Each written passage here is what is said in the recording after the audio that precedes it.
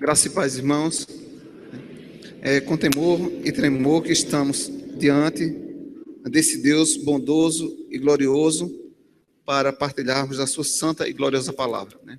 Nós queremos saudar nesta noite também irmãos internautas, os nossos irmãos internautas também que nos estão acompanhando pelo canal ISCCM, e esperamos em Deus que seja uma noite muito abençoadora para a glória do nome do nosso Deus. Irmãos, vamos abrir as nossas Bíblias no livro de Juízes. Juízes capítulo 6. Juízes capítulo 6, nós iremos fazer a leitura em alguns versículos e passaremos também por outros capítulos do livro de Juízes.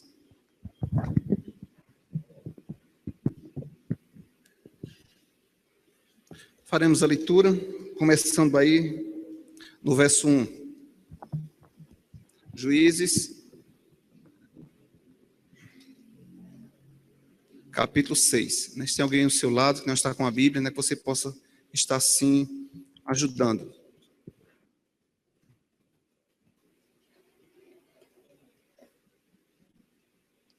Vejamos, amados irmãos, o que diz a palavra do nosso Deus. Fizeram os filhos de Israel o que era mal perante o Senhor. Por isso o Senhor os entregou nas mãos dos midianitas por 7 anos. Vamos lá para o capítulo 8, o verso 33, 34 e 35. Esses versículos nos mostram, irmãos, a natureza dos seres humanos criados por Deus, mesmo tendo eles conhecimento da grandeza de Deus. Juízes, capítulo 8, o verso 33. Morto Gideão, tornaram a prostituir-se os filhos de Israel após os Baalins, e puseram Baal Berite por Deus. Os filhos de Israel não se lembraram do Senhor, seu Deus, que os livrara do poder de todos os seus inimigos ao redor. Nem usaram de benevolência com a casa de Jerubal, a saber, Gideão, segundo todo o bem que ele fizera a Israel. Que Deus nos abençoe com a palavra lida, em nome de Jesus. Amém. Os irmãos podem se assentar.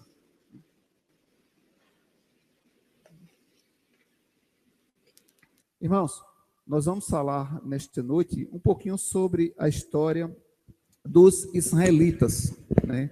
Quando Deus usa esse homem chamado Gideão. Eu não vou trazer assim para os irmãos nesta noite um pano de fundo na história de Gideão, mas existe alguns aspectos da vida de Gideão que é bom nós lembrarmos nesta noite, tá certo? Primeiramente, Gideão foi um dos maiores juízes já registrado nas escrituras sagradas. Foram vários os juízes, mas Gideão foi um dos maiores juízes, né? Gideão teve um privilégio que outros juízes não tiveram, de ter presenciado um dos anjos do Senhor. Nenhum dos juízes tiveram esse privilégio de ver o anjo do Senhor. Gideão foi o único que teve esse privilégio. Também a história narra que Gideão foi um dos grandes homens de Deus, usado pelo próprio Deus para libertar os israelitas.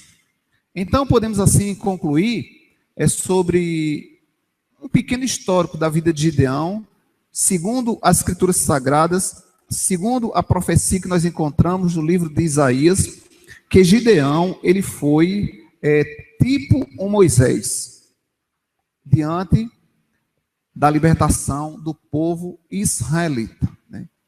Mas nós não poderíamos deixar registrado, né, que Gideão também falhou, né? Gideão também falhou, né? Gideão, ele cometeu 2 gafes na sua vida espiritual. E você poderia assim ficar pensando, né? Mas o que foi que esse homem cometeu?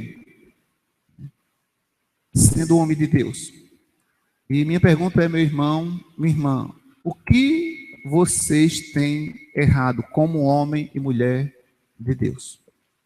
É fácil, né, quando a gente olha para um homem de Deus, as escrituras narram os seus grandes feitos, mas difícil é compreender como é que esses homens puderam errar, certo?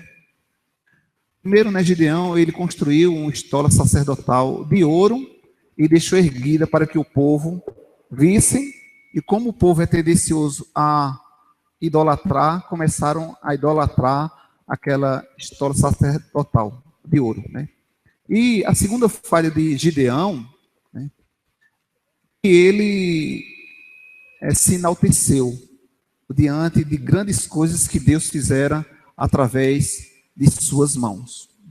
Então, 2 coisas que nós precisamos deixar de lado em nossas vidas. Mas o que eu quero chamar a atenção nesta noite é que Gideão, ele foi um homem usado poderosamente nas mãos de Deus, certo? Eu quero tratar nesta noite de algo muito difícil de compreender: o mal, tá certo? Às vezes a gente nem gosta de ouvir falar sobre o mal, né? E eu fiz algumas...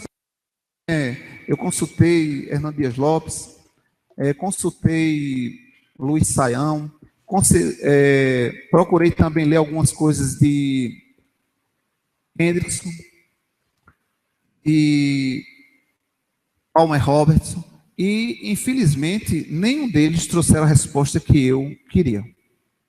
Todos eles demonstraram que existe uma grande dificuldade no meio da cristandade para se compreender o mal, né? E outros até disseram, né? Nós não aceitamos o mal. Não foi um dentre esses que eu vos falei, mas alguns dizem, eu não gosto nem de ouvir falar sobre o mal. E quanto a nós? Você gosta de ouvir falar sobre o mal? Qual a representatividade do mal na vida dos seres humanos? Ou seja, como entender o mal? O problema do mal é a questão mais difícil da história da teologia. Certo? Por quê? É tentar resolvê-lo, pode se tornar uma armadilha abissal para a fé, a exemplo do próprio ateísmo. Ou seja, né?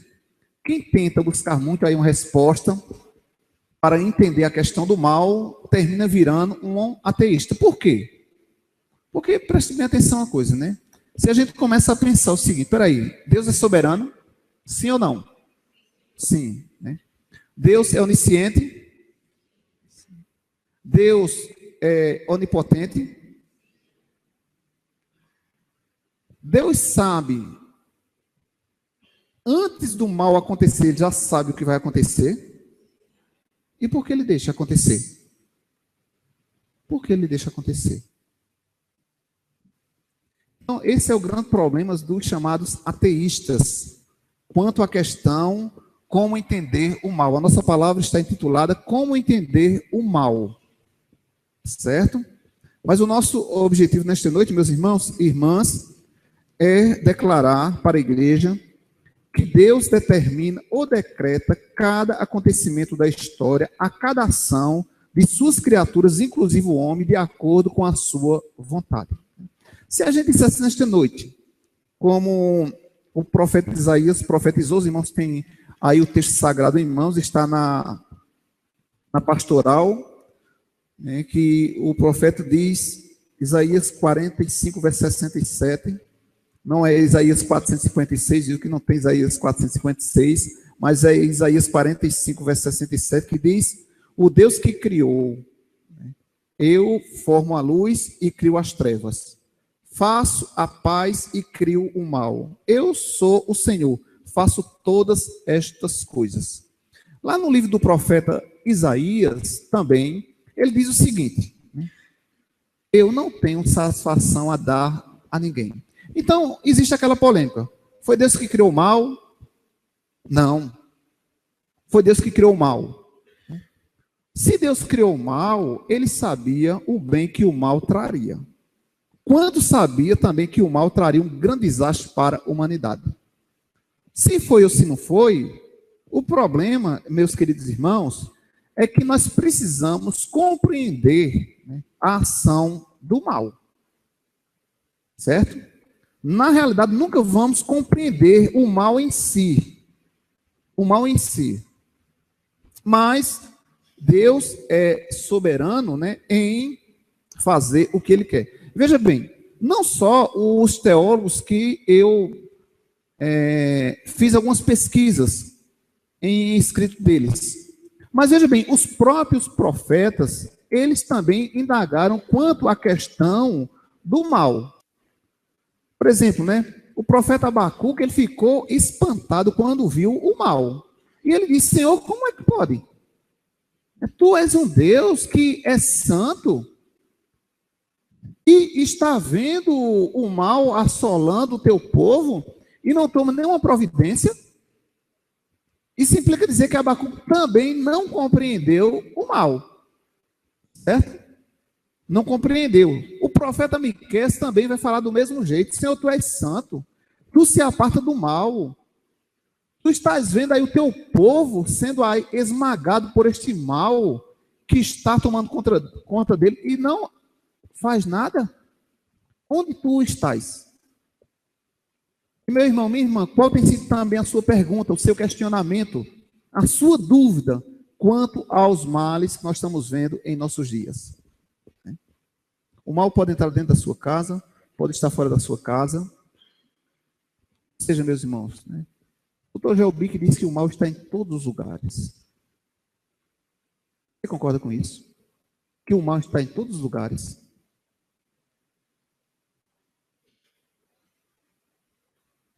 Meus queridos irmãos, a nossa palavra está dividida em 2 tópicos, tá certo? O nosso título é Como Entender o Mal. Vamos repetir? Como entender o mal. Pois bem, primeiro, o mal é um meio para afastar os crentes de Deus. Como é que pode isso? Vai piorar. Como entender o mal? Se o mal é um meio para afastar os crentes de Deus, como entender o mal? Aí complicou mais ainda. Não é isso? O mal, pastor, é um meio para afastar os crentes de Deus? Sim. As Escrituras dizem que o mal é um meio, certo? É um caminho que afasta os crentes de Deus. Certo? Ou não? Será que é verdade? Que o mal é um meio, é um caminho que o pecador está traçando e se afasta de Deus? Poderíamos até declarar que o mal é um meio usado por Deus para distanciar os crentes de sua presença. Talvez traríamos maior complicação. Espera aí, pastor, você está dizendo que o mal é um meio que Deus usa para afastar os seus próprios eleitos de sua presença? Sim. Por mais que você não queira aceitar, por mais que você não creia, é. E nós vamos ver isso biblicamente. Presta atenção. O mal é um meio usado por Deus para tirar os seus eleitos de sua presença. Presta atenção o que é que Abacuque diz. Abacuque diz assim: Senhor, como é que tu és santo? Tu és poderoso? Estás vendo o mal aí consumindo os teus eleitos? Estás aí de braços cruzados? Mas presta atenção. Abacuque diz o quê? Que Deus é o quê? Hein, gente? Deus é o quê? Santo. Deus é santo. Então, como é que Deus pode ter comunhão com aqueles que vivem na prática do pecado?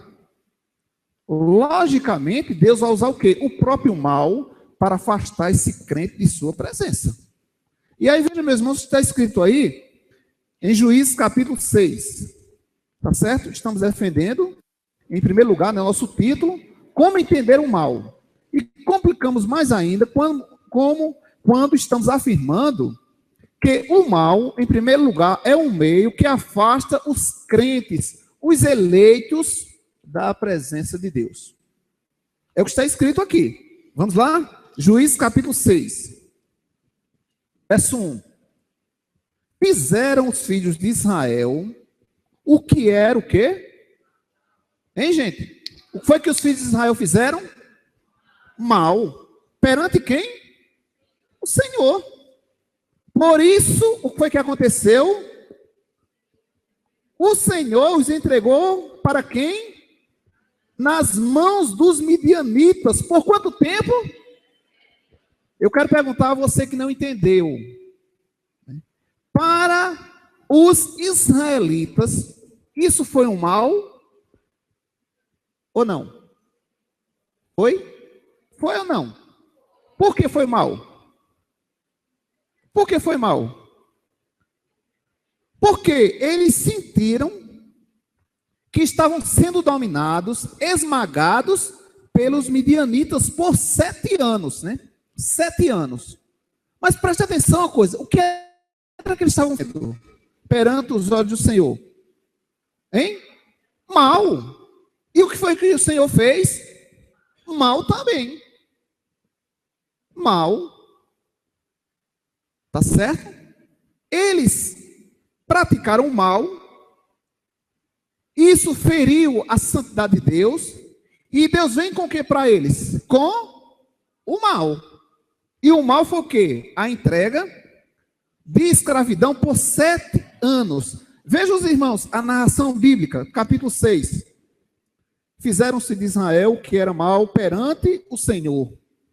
Por isso o Senhor os entregou nas mãos dos midianitas por 7 anos, prevalecendo o domínio dos midianitas sobre Israel. Fizeram estes para si, por causa dos midianitas, as covas que estão nos montes, e as cavernas, e as fortificações. Verso 3, Juízes capítulo 6. Porque cada vez que Israel semeava, os midianitas e os amalequitas, como também os povos do Oriente, subiam contra ele. E contra ele se acampavam, destruindo os produtos da terra até a vizinhança de Gaza. E não deixavam em Israel sustento algum, nem ovelhas, nem bois, nem jumentos. Pois subiam com os seus gados e tendas e vinham como gafanhotos em tanta multidão que não se podiam contar, nem eles, nem aos seus camelos. E entravam na terra para destruir. 7 anos. 7 anos. Então preste atenção, por que Deus usa o mal contra o seu povo? Por quê? Hein, irmãos? Por que Deus usa o mal contra o seu povo? Por quê? Por quê? Porque o povo é mau. Tá certo? Vamos lá para o capítulo 9 para a gente lembrar, irmãos, a qualificação dos israelitas, irmãos. Olha, irmãos, o verso 33 do capítulo 8. Morto Gideão, tornaram a prostituir-se os filhos de Israel após quem?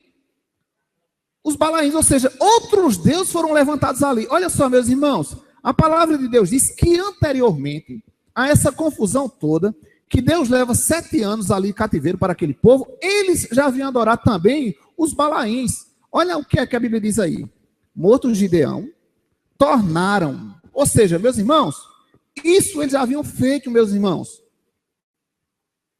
Estão entendendo? Eles já haviam feito tudo isso aí. Então não era uma coisa nova. Antes de Gideão, esse povo tinha levantado outros deuses. E isso é abominação. Deus quer ser o quê? Primeiro em sua vida. Deus não aceita o segundo lugar. Irmãos, existe hoje muitos crentes que estão levantando seus balaíns por aí. Cuidado! Outros deuses. É o Deus do estudo, é o Deus do trabalho. É o Deus da família, ou seja, minha família tem que estar em primeiro lugar. Segundo lugar, Deus. Cuidado, meu irmão. Será que é possível Deus levantar um mal para a sua casa? E eu vou lhe dizer uma coisa nesta noite, meu irmão. Se isso é o único meio que Deus tem para fazer com que você se volte para Ele, né? Nós cantamos esta noite o quê? Senhor, não permita que os meus olhos, né, percam o brilho de te adorar. Meus irmãos, é uma miséria na vida do crente quando ele pede esse desejo de adorar a Deus. É uma miséria. E, meus irmãos, a única coisa que Deus tem para fazer com você é levar você ao cativeiro. Pode ficar certo disso aí. Se hoje tem alguém aqui que Deus está em segundo lugar, ou seja, o que é mais importante é meu trabalho, o que é mais importante é o meu estudo, o que é mais importante a minha família, pode ficar certo aí, se você for crente. Se não for, você vai caminhar errante mesmo, não tem problema não. Mas se você for um crente, e veja que isso aí que você está praticando hoje é um mal. E Deus vai usar outro mal pior ainda, para que você se afaste dele mais ainda e seja entregue aí aos midianitas, aos prazeres do mundo, que existe um desejo no mundo de destruir o povo de Deus. E o próprio Deus, queridos irmãos, por incrível que pareça, ele entrega mesmo. Entrega mesmo. E às vezes, meus irmãos, passam aí 7 anos. 7 anos. Aqui foi pouco tempo, 7 anos só. 7 anos. De mal. Porque fizeram coisas errantes. Se prostituíram aí com outros ídolos. Ou seja, meus irmãos, eles perderam o primeiro amor. Eles perderam, meus queridos, o desejo de adorar a Deus. Existem crentes hoje, né, que eu não sei nem se sente. Mas o desejo, pelo menos, é de vir adorar a Deus uma vez por semana. Meu irmão, minha irmã, você está dando mesmo o primeiro lugar a Deus? Você tem desejo mesmo de adorar a Deus? Não tem, não. Não tem.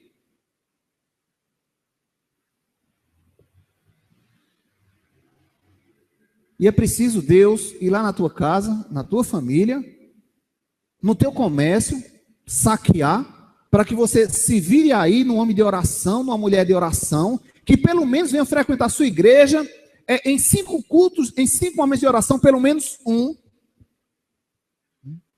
Pelo menos que você ouse a consagrar, adorar aqui um dia, durante 7 dias que Deus lhe dá, Deus te concede, é para o Senhor. É preciso Deus fazer isso na sua casa, na sua família. É preciso, meu irmão, pode ficar tranquilo, se for preciso, Deus vai fazer isso mesmo. Pode esperar, meu irmão. Pode esperar que Deus vai fazer isso mesmo. Por quê? Porque isso que você está fazendo, você tem a sua igreja, e vir a sua igreja com exclusividade só no domingo, à noite. Peraí. O irmão trabalha? O irmão está estudando durante a semana? Aí tudo bem. Você está isento disso aqui.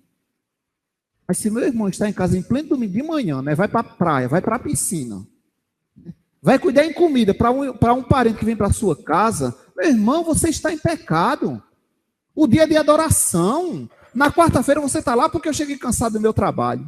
Então, pede a Deus, Senhor, tira essa miséria do trabalho da minha vida. Eu não estou em casa por causa do meu filho que nasceu. E ele está dando muito trabalho, então, Senhor, tira o meu filho também. Traz um óbito para ele que eu vou para a tua casa. Meus irmãos, nós estamos pedindo isso a Deus, irmãos. E eu lhe digo uma coisa, se for possível, Deus vai tirar até o seu filho, a sua filha. Isso é, meu irmão, minha irmã, se você for um eleito de Deus. Se não for, você vai continuar do mesmo jeito e vai parar no inferno, não tem nenhum problema. Meus irmãos, isso é a realidade. Isso é a realidade da vida. Deus, irmãos, ele tratou com o seu povo.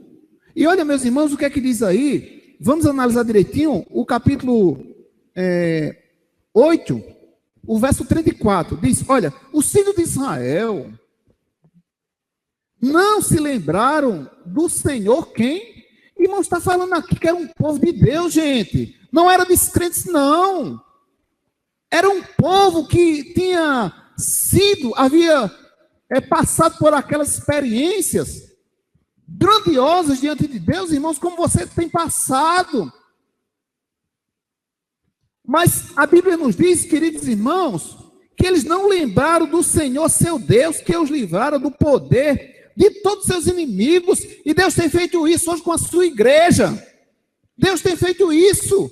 E nós estamos o quê? De braços cruzados. Pastor, para que ir na igreja mais do que um dia? Eu visitei uma irmã essa semana e conversando com ela, irmã, estou sentindo a sua falta na igreja. E eu queria que ela estivesse me ouvindo. E ela disse, irmão, o que é que tem acontecido, irmã? Deus tem abençoado tanto a sua casa, a sua família, e a irmã não tem vindo à igreja. E ela disse, é porque eu estou sem vontade. Eu disse, está certo. Pode esperar que Deus vai lhe cobrar, minha irmã. Eu estou dizendo aqui porque isso eu falei para ela. Pode esperar que Deus vai lhe cobrar. E eu quero que Deus cobre mesmo. Meus irmãos, se Deus não cobrar de mim e de você, irmãos, como servo de Deus, como os israelitas aqui, eles morreriam, nós iríamos morrer, irmãos, também na condenação, irmãos. Deus tem que tratar. Agora, meu irmão, minha irmã, vou lhe perguntar uma coisa. Você vai esperar isso, é? Você vai esperar que Deus levante os midianitas? Você vai esperar que Deus levante os seus inimigos, que andam desejosos em saquear a sua casa, o seu comércio, a sua vida? Você vai esperar, então espera que vai chegar. Você está pensando que você sai falando que é crente é para brincar com Deus, é? É um compromisso que nós assumimos, irmãos. Declaramos que Deus é Senhor de nossas vidas. E a primeira alegação que Deus faz aqui é o quê? Peraí. Vocês disseram que eu era Deus de vocês. E agora vocês não estão levando em conta, em consideração o que eu fiz. Então é preciso o quê? Eu trazer os midianitas para consumir vocês. Meus irmãos, se a gente hoje, nesse momento, se a gente tivesse a oportunidade de visitar um bocado de crente que está nos hospitais hoje, certo? Nós iríamos ouvir deles, se eu pudesse estar na minha igreja. Se eu pudesse. Irmã, eu conheci uma irmã, crente, e eu falava, irmão, largue tudo e vá para a escola bíblica dominical. E ela, não tenho tempo não. Tinha sim. Mas, em primeiro lugar, as coisas de casa, segundo as de Deus. Meus irmãos, depois que ela foi acometida com câncer, ela confessou para mim, se eu pudesse estar na escola bíblica dominical. Você está esperando por isso? Vai chegar. Pode esperar que vai chegar. Você criança que está aqui, jovem, adolescente, você que é desobediência, pode esperar. Se você tem levantado outros deuses diante de você, Deus vai tratar com você. Esse povo jamais imaginaria, meus queridos irmãos, que Deus trataria dessa forma. Irmãos, vamos ao texto, capítulo 6, e vamos ler aí o verso 2. O domínio dos midianitas sobre Israel fizeram este para si, por causa dos midianitas, as covas que estão nos montes, e as cavernas e as fortificações. Porque cada vez que Israel amava, os midianitas, como também os povos do Oriente, subiam contra eles. E quem fez isso aqui? Vamos para o início do versículo. Verso 1 do capítulo 6. Fizeram os filhos de Israel o que era mal perante o Senhor. Por isso, os entregou nas mãos dos midianitas por 7 anos. Você está esperando sair? Crente? Está esperando? Então pode esperar que vai chegar na sua casa. Meus irmãos, nós estamos pensando que nós somos melhores do que os israelitas? Mas de jeito nenhum, meu irmão. Irmãos, Deus seria até injusto se Deus não tratasse aquele povo, ou seja, não tratasse o povo de hoje, como tratou também os de lá, irmãos. Deus é o mesmo Deus, irmãos. Meus irmãos, porque o apóstolo Paulo diz, eis a razão que existe na igreja de Deus muitos fracos e doentes, e muitos que já morreram. Por quê? Por quê, meus irmãos? Estão brincando com Deus, irmãos. E com Deus não se brinca. Com Deus não se brinca. Então, irmãos, o primeiro ponto nos informa que o mal é um meio que afasta os crentes de Deus. Ou seja, Deus teve que afastá-los de sua presença, porque, veja bem, irmãos, o mal é a ausência de quê? O que é que vocês acham? O mal é a ausência de quê? Hein, gente? Hein? Muito bem. O mal é a ausência do bem. Ou a presença de um bem menor. É o resultado de que a criatura se afasta dos mandamentos de Deus em direção a algo menor ou bom aos seus olhos.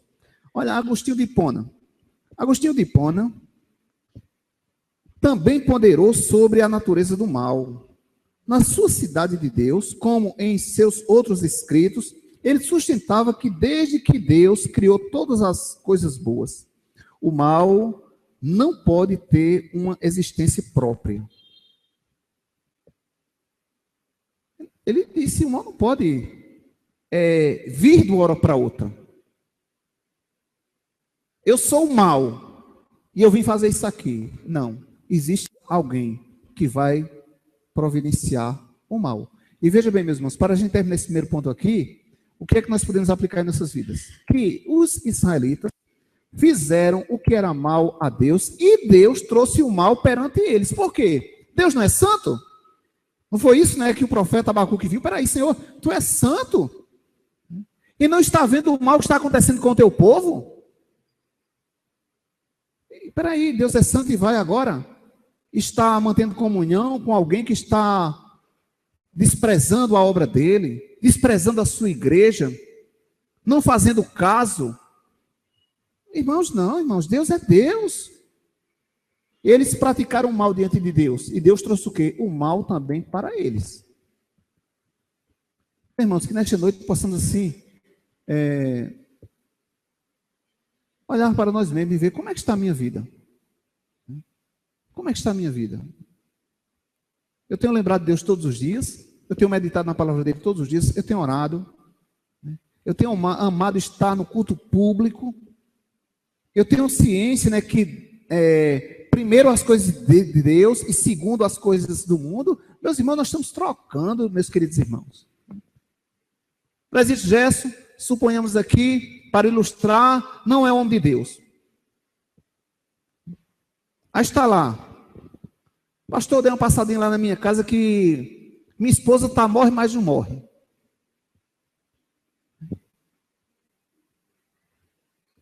E de repente o presbítero Mário está aqui pregando, tem um culto.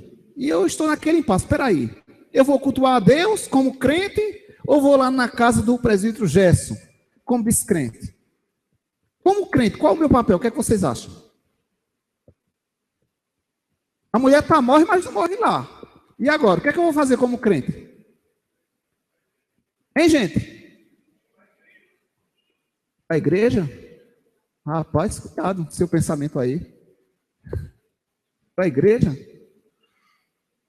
Será que seria esse mesmo meu papel como crente? Ir para a igreja? E deixar a mulher morre, mas não morre lá? Meus queridos irmãos, olhe o que é que a Bíblia diz, não olhe para o que o seu coração diz. Olhe para a Bíblia. Gálatas capítulo 6, verso 10. Ei. Gálatas capítulo 6, verso 10. Foi isso que os israelitas começaram, viu? Foi aí o começo de tudo. Gálatas capítulo 6, o verso 10.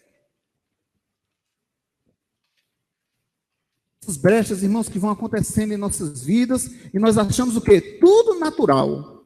O que é que diz a palavra de Deus? Vamos ler, eu quero ler com vocês. Gálatas 6:10. Deixa marcado aí que nós vamos voltar. Nós estamos já terminando a nossa palavra. Gálatas 6:10. Por isso, enquanto tivermos o quê? oportunidade, façamos o bem a quem?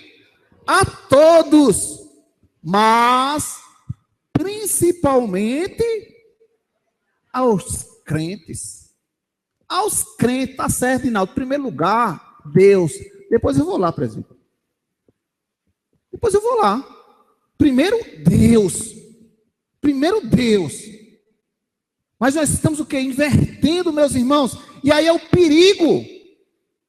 Mas por quê? Não, pastor, porque eu tenho que ir lá. Porque se não for, eu como crente, não vai ficar com raiva. Peraí, a Bíblia me diz que primeiro eu tenho que adorar o meu Deus. Primeiro, os da casa de Deus. Primeiro, o meu povo que está reunido aí, estão reunidos em um culto solene. Depois eu vou lá. E se ele morrer descrente, pastor, a culpa é sua? Não, de jeito nenhum.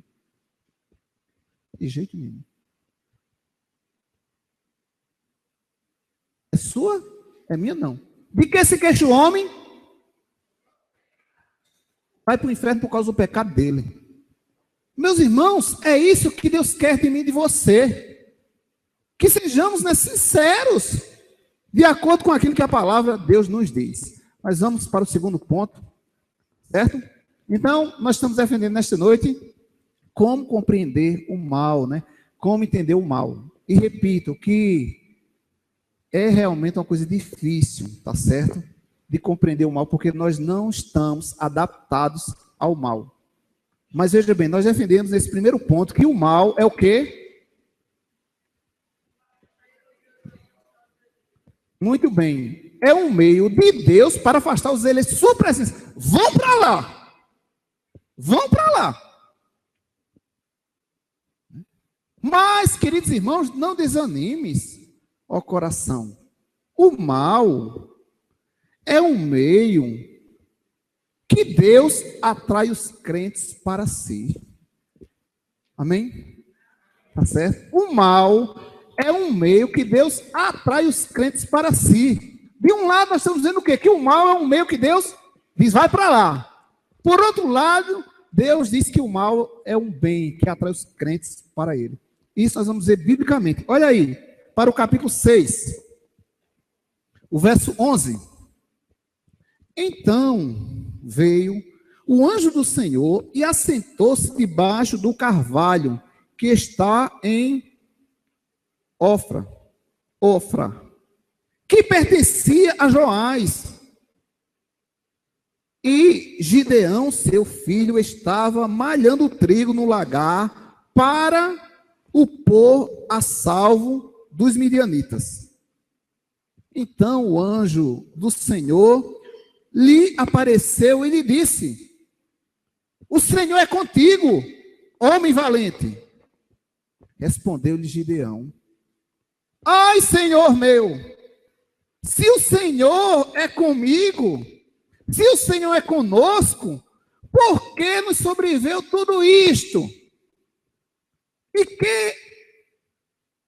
que é feito de todas as suas maravilhas, que nossos pais não contaram, ou seja, nos contaram dizendo, não nos fez o Senhor subir do Egito? Porém agora o Senhor nos desamparou e nos entregou nas mãos dos midianitas. Olha aí o meio aí, o mal. Deus usa agora para que os seus filhos vejam e digam o quê? Clame a Deus. Clame a Deus o socorro, Senhor. O Senhor não está vendo aí? O Senhor fez uma promessa aos nossos pais. O Senhor os tirou do Egito e prometeu que cuidaria deles. Olha a lembrança aí. Se voltando aí, eles memorando que Deus havia prometido aos seus pais, clamando a Deus. Irmãos, veja o que é o mal. O mal é um meio que Deus usa para atrair os seus eleitos. Verso 14. Então se virou o Senhor para ele e disse: vai nessa tua força e livra Israel das mãos dos midianitas. Porventura não te enviei eu? E ele disse: ai, Senhor meu, com que livrarei Israel? Oh, Deus maravilhoso, né, irmãos? Deus usa o mal e diz: vão embora da minha presença. Não quero vocês com pecado em minha presença. Depois Deus vê o clamor do seu povo. E Deus vai levantar alguém que enxergue, porque até aqui, irmãos, esse povo não estava enxergando. E Deus levanta alguém dentre eles aí. E Gideão diz: Senhor, o povo está sendo maltratado, Senhor. Deus diz: é você, o homem que eu escolhi para livrar o meu povo do cativeiro. Eu quero esse povo perto de mim. Deus usa o mal para afastar e usa o mal para atraí-los. Irmãos, os 10 mandamentos são de pura obrigação para o homem, não para Deus. A única condição para a responsabilidade é que existe um legislador, neste caso Deus. Desse modo, o homem é necessariamente responsável pelo seu pecado, porque Deus o tem como responsável. O que Deus faz é justo por definição, e Deus encontra-se completamente livre de acusação de ser o autor do mal. Deus apenas está usando o mal para afastar o pecador e também usa o mal para que o pecador sinta na pele o que é o pecado, irmãos.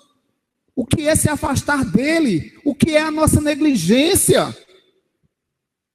Meus irmãos,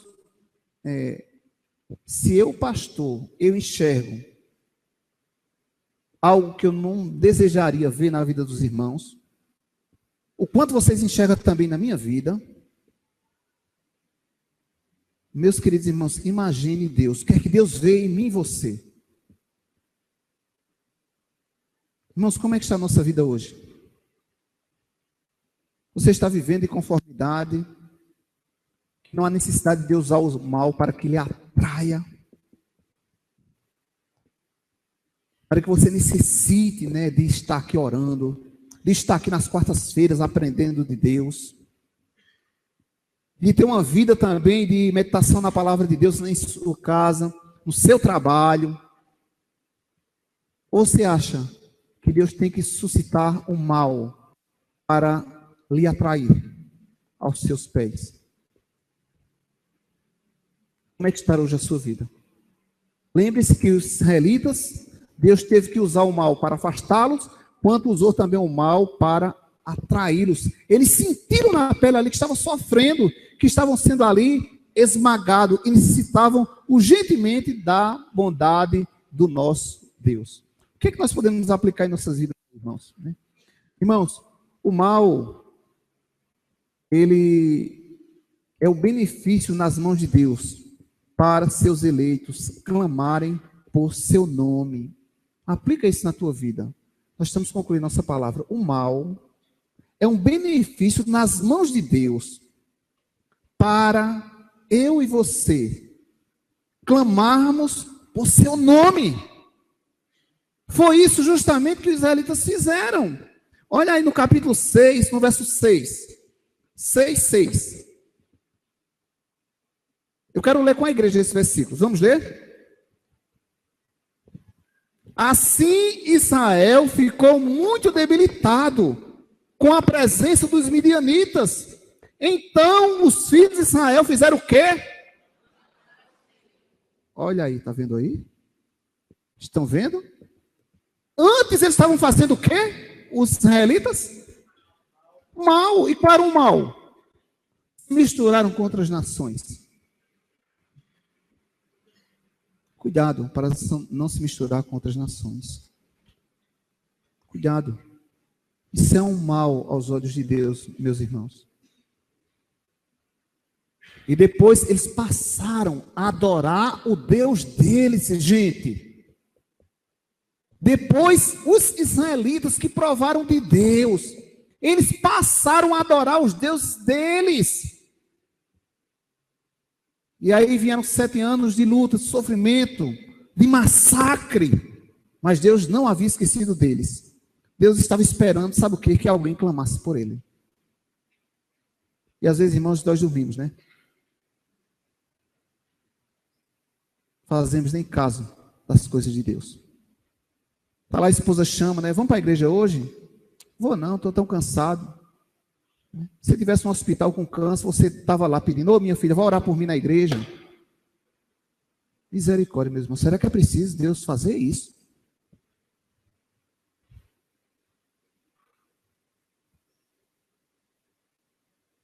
Irmãos, se você tiver oportunidade essa semana, vai a um hospital. Visita um crente que está doente. Pergunta qual é o desejo dele. É de adorar a Deus. Ah, se eu tivesse bom para estar na casa do Senhor.